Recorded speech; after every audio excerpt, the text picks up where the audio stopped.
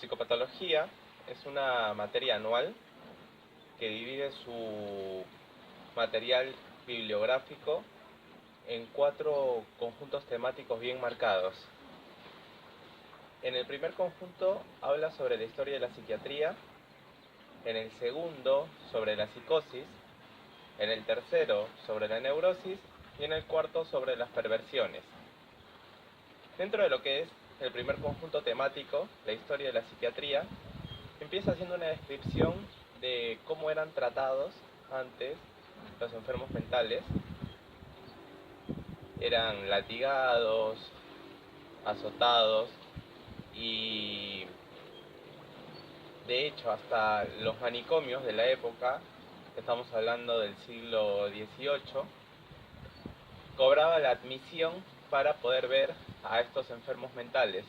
La clase media alta pagaba como si fuese el zoológico para ver a estos enfermos mentales que estaban enclaustrados justamente, y los dueños de los manicomios se hacían y se enriquecían mucho con este sistema. No será hasta fines del siglo XVIII que un psiquiatra francés llamado Pinel empieza a dar cuenta de que no es un trato humano el que se le está teniendo para el enfermo mental, y empieza a dividir a los que tienen una patología mental de los delincuentes comunes y corrientes. Dentro del desarrollo de la historia de la psiquiatría, la cátedra va a enfocar 3 grandes paradigmas. El primero es este, en el que Pinel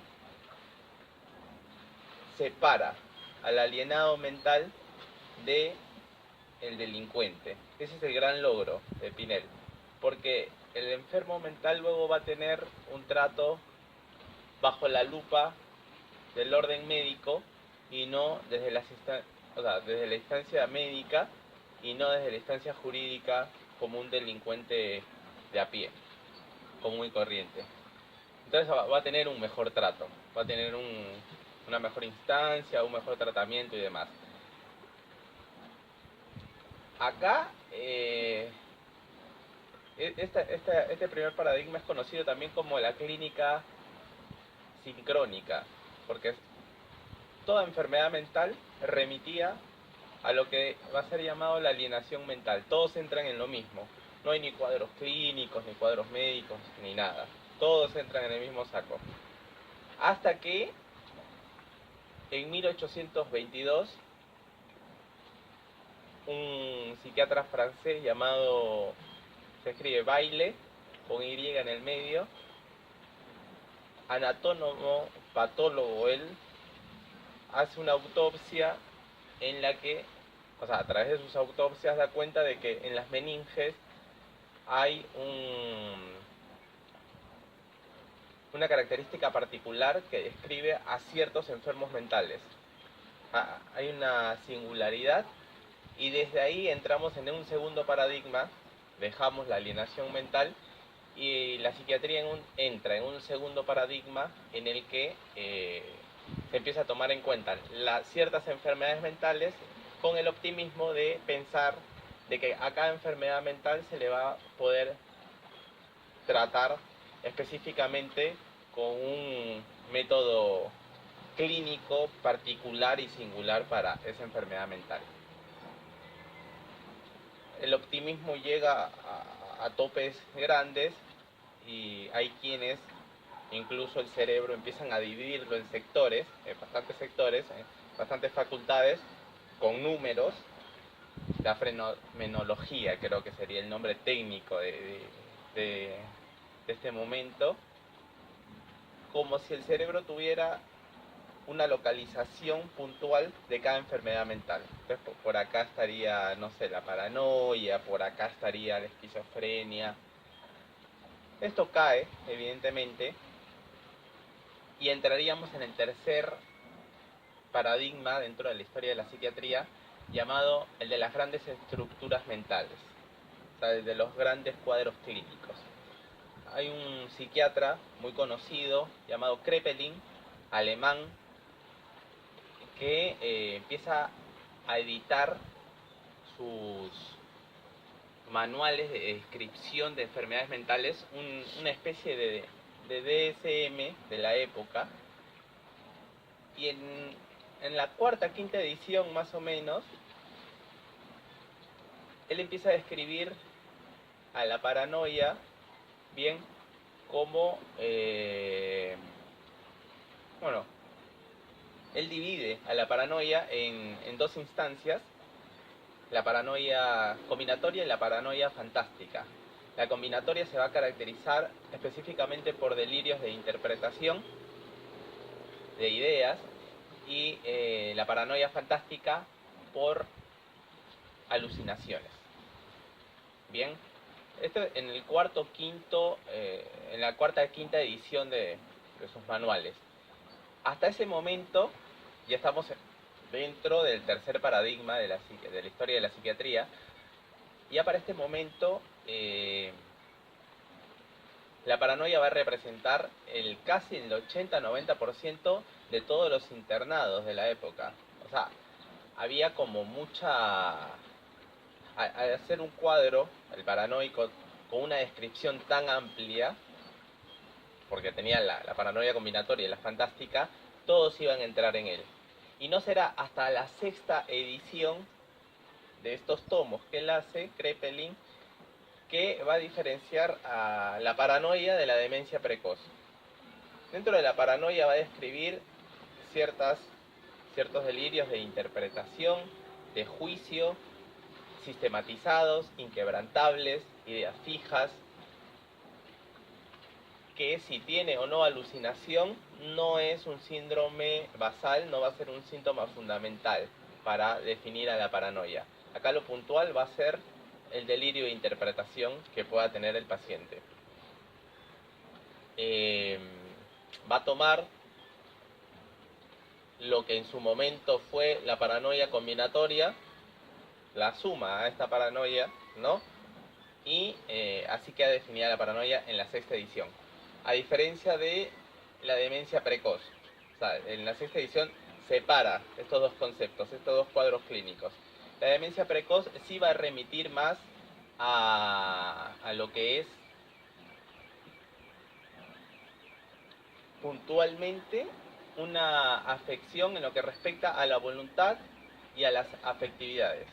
Es decir, una persona con abulia, una persona desganada, una persona que directamente carece de afectividad con el otro, o con la vida, o con instancias del ser y de la voluntad como para salir adelante, esos dos síntomas son claves para Kraepelin en el diagnóstico diferencial de lo que va a ser lo que él llama su demencia precoz. Hay un deterioro de las facultades mentales, bien progresiva, que se va a dar, pero que no lo toma como síntoma fundamental. Él pone el foco sobre la afectividad y la voluntad. Bueno, eso es lo que sería Kraepelin. Kraepelin además añade lo que ahora se conoce como trastorno bipolar. Él lo llama psicosis. Perdón, todo esto estamos hablando de paranoia o demencia precoz, todo enmarcado dentro de lo que es la psicosis. La psicosis definida como una alteración mental en la que damos cuenta de ciertas afecciones en lo que respecta a delirios y alucinaciones. Bueno, ya estamos hablando de la sexta edición de Kraepelin, describe la paranoia, describe la demencia precoz, describe la psicosis maníaco-depresiva, que es lo análogo al trastorno bipolar, en el que el foco va a estar puntuado sobre el humor de la persona y sobre estos cambios justamente que alternan y que llaman la atención en el diagnóstico. Hasta ahí Kraepelin. Después va a hablar sobre dos franceses, o sea, la cátedra va a hablar sobre dos franceses llamados, medio difícil el nombre de pronunciar, voy a intentar a ver, sería Serieus, lo voy a pronunciar en castellano, tal cual como se escribe, Serieus y Capgras. Son dos franceses que en 1910 escriben un libro clave en sus postulados teóricos llamados las locuras razonantes. Acá ellos ponen el foco sobre la razón, y van a dividir dentro de las locuras razonantes dos cuadros clínicos bien marcados, que son los delirios de interpretación y los delirios reivindicativos. Los de interpretación son muy parecidos a la descripción de paranoia de Kraepelin. Tiene ciertos detalles que suman, pero no hay grandes diferencias.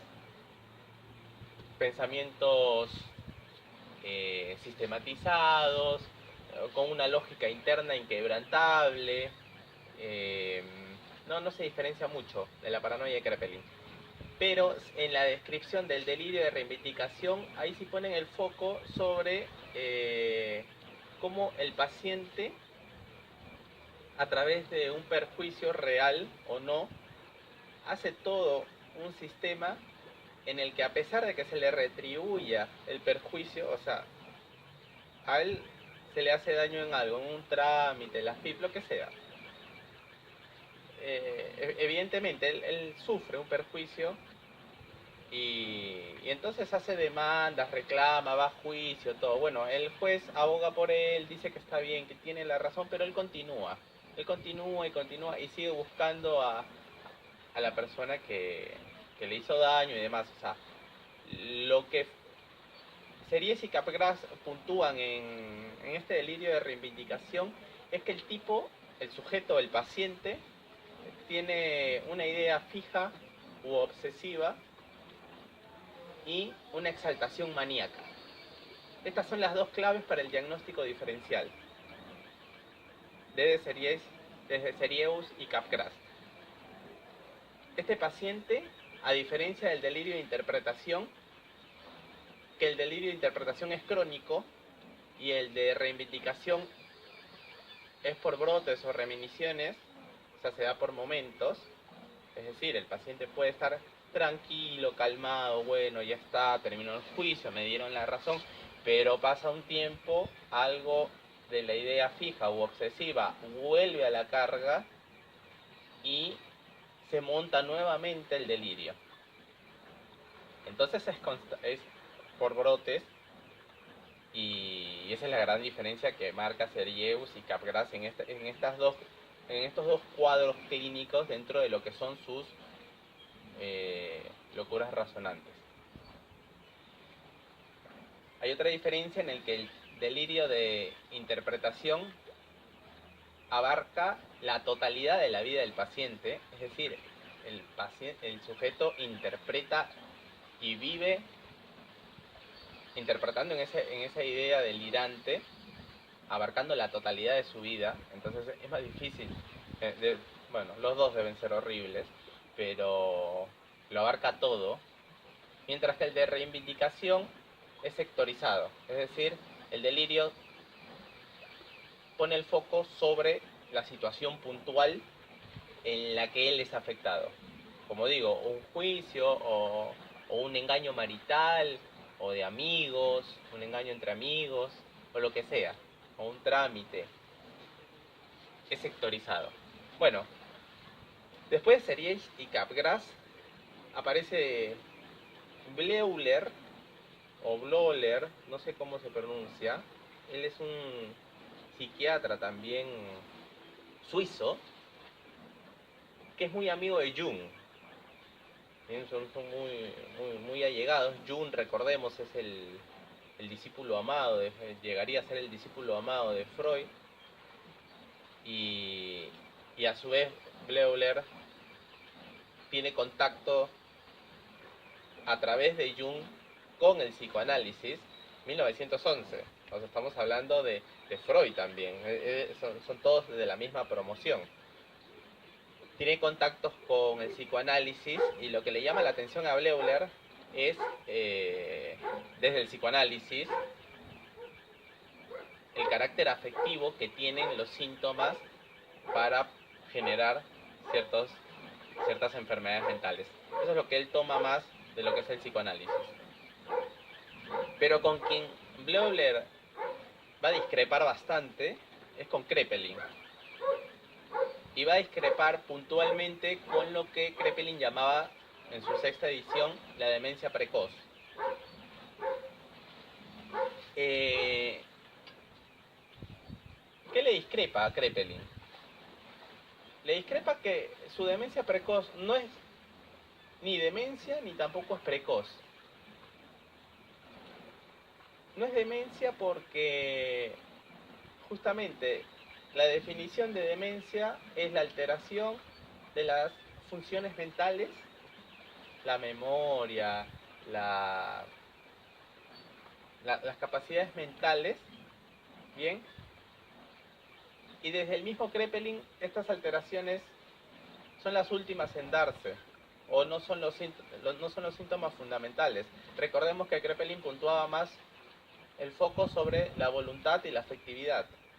Bien, entonces Bleuler va a discrepar mucho con esto, que no podría llamarse demencia precoz a lo que él conocía, a lo que Kraepelin conocía como demencia precoz, porque no es demencia en principio, porque los síntomas fundamentales no están alterados, que vienen a ser las funciones mentales del paciente. Asimismo también le discrepa que no es precoz. ¿Por qué? Desde los sentidos de la palabra precoz. En principio porque la enfermedad se instauraba en pacientes de 40 a 50 años, o sea, no tan adolescentes, no tan niños, entonces no se puede llamar precoz desde ese eje, y tampoco precoz desde el otro concepto de que, a ver, Kraepelin enfocaba el punto de demencia precoz por un deterioro de la voluntad y la afectividad de ciertas funciones mentales, pero que cuando se instauraba la enfermedad, el empobrecimiento de las funciones mentales era rápido, era en el momento. No es que era con el tiempo, después de 15 años, que era por brotes, no. O sea, era rotunda el deterioro de las enfermedades mentales, era precoz, era en el acto. Bueno, Bleuler dice, ¿sabes qué? No, esto no es tan así porque se ha estudiado desde la clínica y no es precoz desde ese sentido tampoco. Entonces discrepa fuerte, mal, con, con el concepto de demencia precoz de Kraepelin. Y él propone una nueva palabra, un nuevo cuadro clínico. De hecho, su libro se llama Demencia precoz o esquizofrenia. Él propone la esquizofrenia para suplir este concepto de demencia precoz de Kraepelin. La esquizofrenia prácticamente va a estar definida por Bleuler como un trastorno de la personalidad en el que se ven afectados las funciones asociativas. Básicamente es eso. Se ve afectado la asociación de ideas, de representaciones. No hay una representación meta que guíe a las otras representaciones. Entonces el sujeto, el paciente, cae en una cadena, no quiero decir cadena de significantes, metonímico, todavía no me quiero adelantar, pero cae como en un vaivén discursivo en el que sus palabras, su hablar, no tiene conexión entre una representación y otra. Trastorno de la personalidad con una afección en la función asociativa. Esa sería la definición clásica de esquizofrenia desde Bleuler. Un trastorno en el que se presentan deficiencias tanto en el orden del pensamiento, es decir, delirios, y en el orden de lo sensorio perceptivo, es decir, alucinaciones. Bueno, con esa descripción tan abarcativa de Bleuler, todos entrarían, o sea, la gran mayoría de las enfermedades mentales de la época entrarían en su esquizofrenia, en su concepto de esquizofrenia. Mientras que La paranoia, Leuler lo describe como una mera característica de la personalidad. Entonces ahí va perdiendo peso la definición de paranoia desde, desde Bleuler. De hecho, hoy por hoy, en el DSM, hasta el DSM-4, no sé el DSM-5, pero hasta el DSM-4 no figura más el concepto paranoia, figura como trastorno delirante, bien, o algo así, y va perdiendo peso ya desde esta época. Eso es lo que es Bleuler. Finalmente aparece, finalmente en la descripción histórica que hace la cátedra de la psiquiatría, aparece un psiquiatra más, Vallet, se escribe, B larga A, L L E T, quien va a proponer el cuadro de perdón, vuelvo a Bleuler, no me quiero olvidar de dos cosas importantes.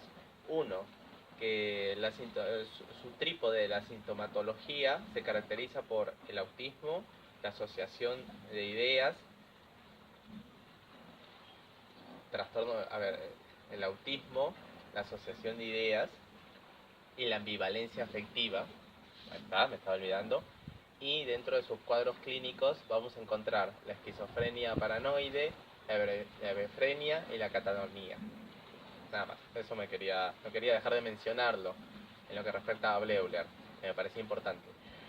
Ahora sí, Vallet va a describir su psicosis alucinatoria crónica, en el que lo fundamental es la alucinación en el paciente y un eco de pensamiento en el que el paciente se ve afectado, o sea, un eco de pensamiento como que alguien le está diciendo qué es lo que tiene que hacer. Alguien lo insulta, le da órdenes, entonces sus acciones van a estar guiadas y dominadas no por una asociación de ideas que él tenga, sino por una voz imperante en el que él tiene que acatar lo que le dicta, pues un eco de pensamiento. El síntoma fundamental, el síndrome basal de la psicosis alucinatoria crónica, que va a describir Vallet, es el automatismo mental. El síndrome de automatismo mental va a ser muy desarrollado por Clerambault. Clerambault es otro psiquiatra de la escuela francesa, de la escuela clásica de la psiquiatría francesa, quien va a ser a su vez maestro del entonces joven, recién estudiante Jacques Lacan. Bien, Clerambault, él trabajaba, bueno, daba clases obviamente, pero trabajaba, no sé cómo llamarlo, sería una especie de guardia médica o guardia psiquiátrica o guardia de la policía, no sé. El tema es que la gente que se encontraba en la calle o delinquía o estaban ahí haciendo cosas raras en la calle eran llevados acá.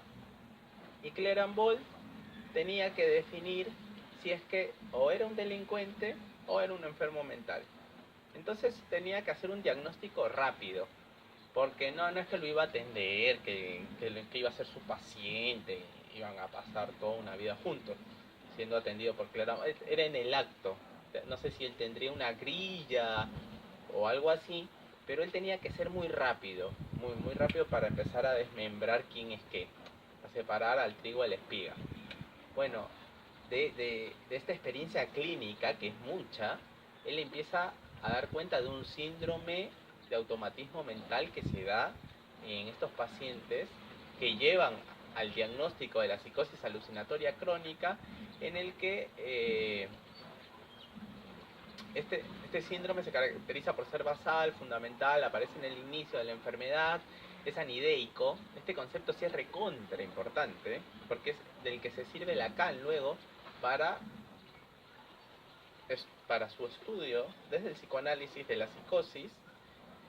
Y el concepto anideico es fundamentalmente que al paciente no se le puede tratar desde una asociación, o sea, no se le puede tratar desde su discurso porque él ha perdido la asociación de ideas y hay una voz imperante que le ordena, lo insulta, le dice qué hacer y que escapa a sus posibilidades. O sea, ya un poco lo que veíamos eh, antes, ¿no? Esto ya se viene nuevamente adquiriendo forma desde Clerambol con su síndrome de automatismo mental, con su característica de anideico, de esta voz desde afuera que te ordena desde un otro con mayúscula, dirá Lacan en su momento, y que el paciente obedece. Entonces esto no es cuento chino, esto no es que a Clerambol se le ocurrió o un día estaba pensando a ver qué ponemos como síndrome basal en la psicosis alucinatoria crónica. No, no. Esto es un dato arrojado desde la clínica que él tiene ahí a sus pies, la clínica que él tiene en su trabajo, todos los pacientes que vienen y él empieza a detectar esto. Bueno, fin. Eso es lo que es el primer cuadro, el conjunto temático.